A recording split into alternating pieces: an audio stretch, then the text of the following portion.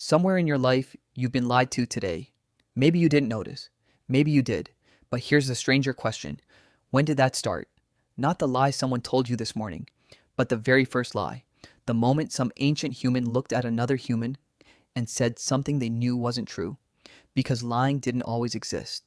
There was a version of this planet where every creature communicated only in truth, where a sound meant exactly what it meant, where a signal was always honest. And then something changed inside the human brain, something that may have accidentally built everything you see around you. Psychologist Robert Feldman at the University of Massachusetts spent decades studying deception in everyday life. His research produced a finding that still unsettles people when they hear it. In a 10-minute conversation between two strangers, the average person tells 2 to 3 lies. Not malicious lies, not calculated schemes, just small, automatic social adjustments. I'm fine. I knew that already. That sounds great. Feldman called it a deeply ingrained social behavior, something humans do almost without thinking. But why? And more importantly, when did it begin? The answer starts not with humans, but with animals, because deception in nature is older than language itself.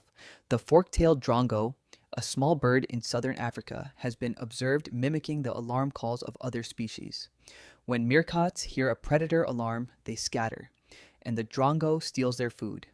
The meerkat was deceived, not by a human, by a bird with a brain the size of a walnut.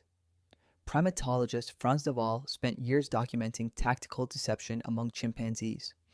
In one recorded case, a lower-ranking male chimpanzee discovered food but deliberately looked away, suppressing all visible excitement, so that dominant males nearby wouldn't notice. He waited. He came back alone. He ate. He lied with his body. So deception predates humanity. But what humans did with it was something else entirely. Here's where it gets strange.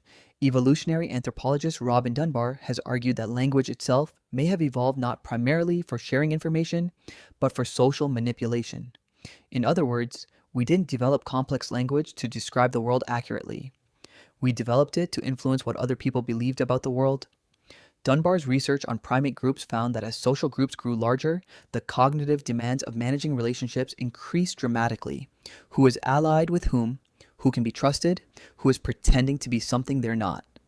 He called this social brain hypothesis, and it suggests that the human neocortex, the part of your brain responsible for complex thought, expanded largely because of the demands of navigating social deception.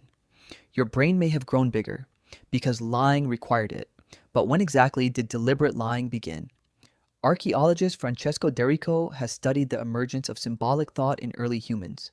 His research points to something remarkable appearing around 100,000 years ago. Ochre, pigment, decoration. Early humans began painting their bodies, adorning themselves with shells and beads, creating an appearance that didn't reflect biological reality. You are stronger than you are, more fertile than you are, more dangerous than you are. The decorated body was the first costume, and a costume is a lie the whole body tells. This is the moment many researchers believe intentional deception entered human behavior, not spoken words, but the deliberate construction of a false impression. And once humans discovered they could control how they were perceived, there was no going back. So what did lying actually build? This is where the story becomes genuinely uncomfortable. Cognitive scientist and philosopher Daniel Dennett has argued that fiction, storytelling, myth, religion, narrative is essentially a socially acceptable form of collective deception. A story that everyone agrees to believe, even knowing it isn't literally true. Consider what this made possible. A chief who claimed divine authority wasn't describing reality, but if enough people believed it, armies assembled, cities were built, laws were followed. Historian Yuval Noah Harari made a similar argument in his analysis of human civilization.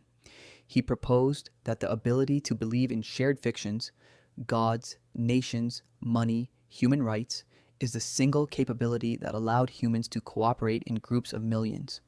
A chimpanzee cannot be convinced to hand over a banana today in exchange for an unlimited supply of bananas in the afterlife, but a human can, because humans can hold a belief they cannot see, touch, or verify.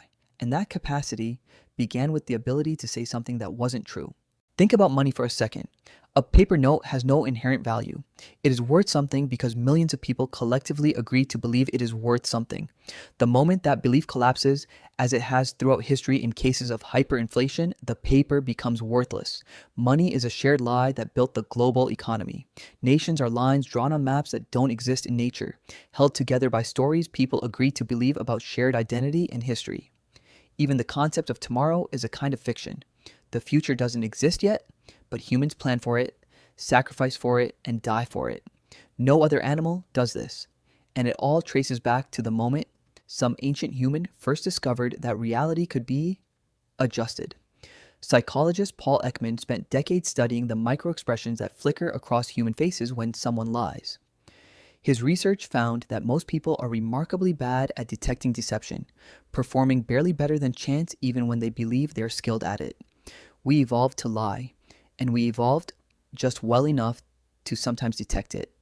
The arms race between deception and detection may have been one of the primary engines driving the expansion of human intelligence for hundreds of thousands of years. Every lie required a more sophisticated liar. Every detection required a sharper observer. And somewhere in that relentless back and forth, the human mind was built.